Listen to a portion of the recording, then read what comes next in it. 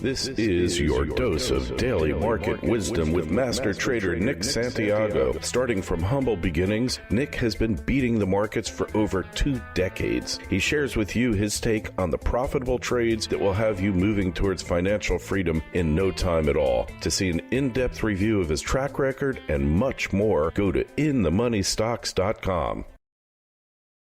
Welcome. This is your daily dose of daily market wisdom with master trader Nick Santiago. I'm Kerry Lutz. Today is 1/19/2021, the day before Inauguration Day. This is show number 190. So Nick, today, if we didn't know better, it's Tuesday, but it's trading like it's Monday. It is trading like it's Monday. We have a light volume session in front of us, and the markets are higher across the board to start the week. Technology, banks, and small caps are leading the way. So far, there's no major issues for the markets today at all. So everything looks good on the surface. Yeah, well, it's always on the surface. That's as far as your average Wall Street analyst looks. They don't want to go much past that, do they? No, never. So, we have a lot of, I think, problems on the horizon, as you know. But as of right now, as we go into this month of January, tomorrow we get the inauguration of Joe Biden as the new president. He'll be sworn in.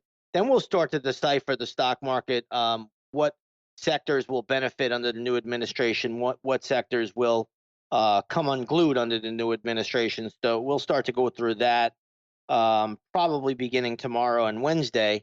But I just want to run by an example. The solar stocks and the alternate energy stocks, they've been really very, very strong into this inauguration. So, those stocks might need to pull back first, although they would definitely be one of the industry groups that would do well under a Biden administration. So, again, it's not as easily as, just buy these stocks or that stocks. You got to look at those charts, and you really got to see what has already made a move. So we'll wait for solid chart patterns, but there's definitely some good money to be made in 2020 and 2021 going forward if you really look at these charts and you see what patterns are telling us stocks are going to break out and break down. So we'll start to do that tomorrow once this inauguration is finalized. Hey, just to remember, back when Biden was vice president, Obama was president, the oil sector, they declared war on it. They were out to stop it.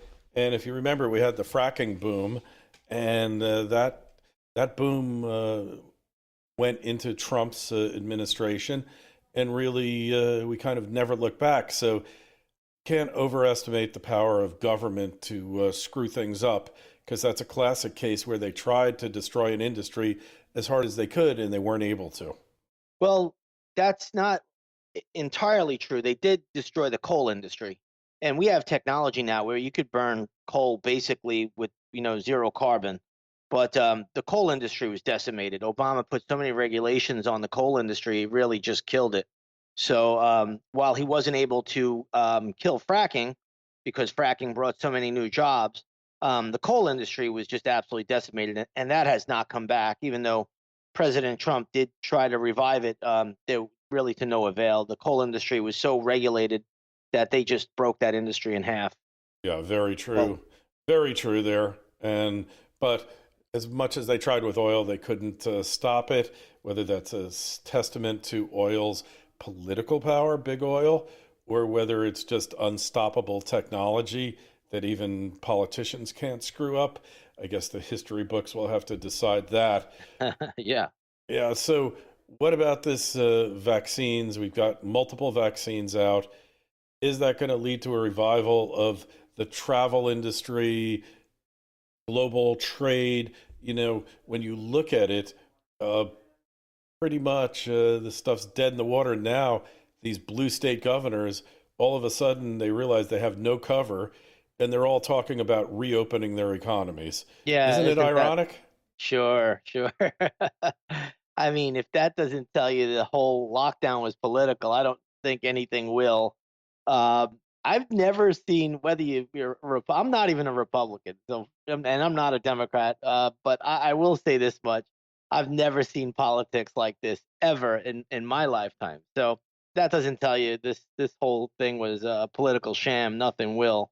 But either way, yeah, vaccines, I guess, are already factored in. You've had a great run, and a lot of that has been factored in that there's a vaccine.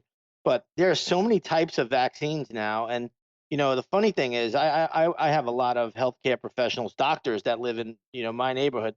They won't even take this vaccine. So we're seeing more and more people not wanting to take this vaccine. Now, I think Johnson & Johnson has a more traditional vaccine. I haven't looked into it enough. Maybe that will get people on board. But I'm not sure they're going to be able to really vaccinate everybody as they want to. So that's going to be another issue going forward. Maybe they'll mandate it, but I mean, I personally don't want it. They can have Hey, my dose.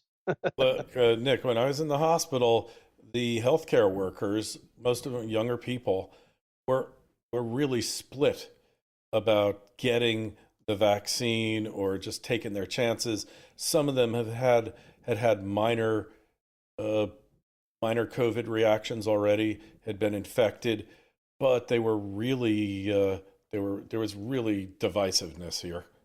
Yeah, yeah, and I believe that, and I see it even as I talk to people almost every day about it. Just to try to get their sense of or opinion of what they think about it, and people just don't want it.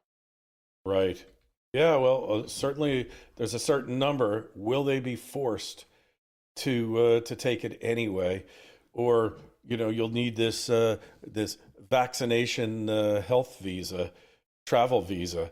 You won't be able to get on an airplane unless you take it. They may not mandate it outright, but they're gonna make it so onerous to not get it that it's gonna force people to. Right, and that ultimately, I guess, is the goal. They won't actually say that you have to get it, but you just your liberties will just get stripped from you, as they've been getting stripped for dozens of years now. So, I guess just one more nail in the coffin for liberty. Yeah, one more, yet another, and another, and another.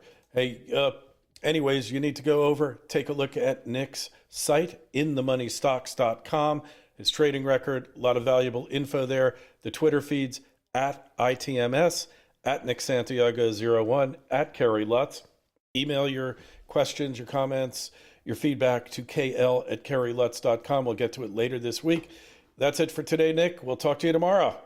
Sounds good, Kerry. Thank you. And so concludes another episode of Daily Market Wisdom with Master Trader Nick Santiago. Be sure to go to his website, inthemoneystocks.com. Don't forget the Twitter feeds at ITMS and at Nick Santiago01.